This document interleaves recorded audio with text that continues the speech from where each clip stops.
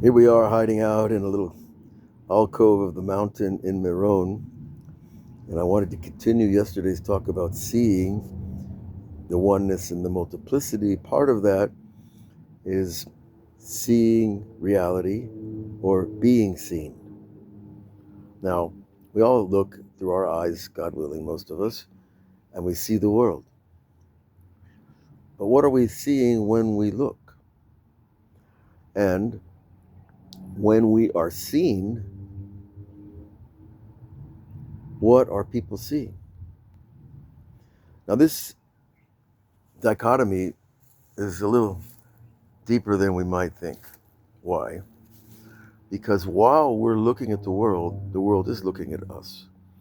And so there's an interaction between our looking at the world and the world looking at us. And that interface between the two is the moment of a test. Do I continue seeing the other, or do I revert back to myself? Many people, when they know they're being looked at, they take a pose. Oh, they're looking at me. I have to look a certain way. I have to act a certain way. I have to speak a certain way. I have to dress a certain way.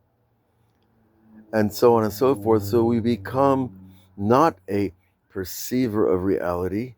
Rather, you become a self-focused person on how reality sees you. Now that shift is very subtle because it's from being part of the world and looking out into it, in which case we see so much and so much to praise and so much uh, beauty and glory. But the minute I start thinking about what the world is seeing in me, I become self-conscious. It's a very small place. So we're going from a very large worldview into a small worldview in that shift.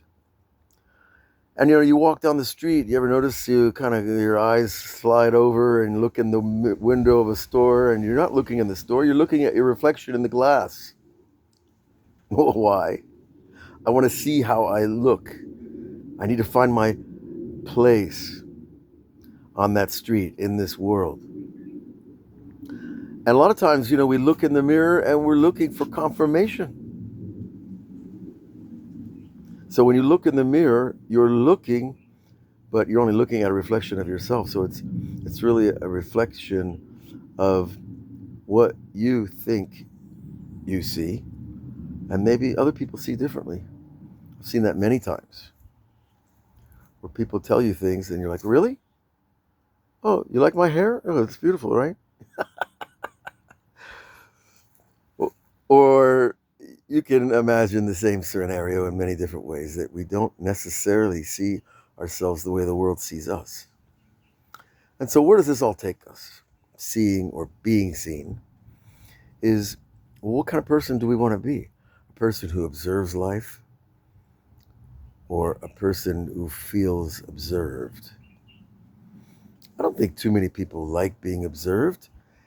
Now, someone that's a star on a stage might actually enjoy that, because there's energy coming to us from an audience. There's energy coming to us, even if it's filmed and you're alone in a studio. Eventually, that energy is going to catch up.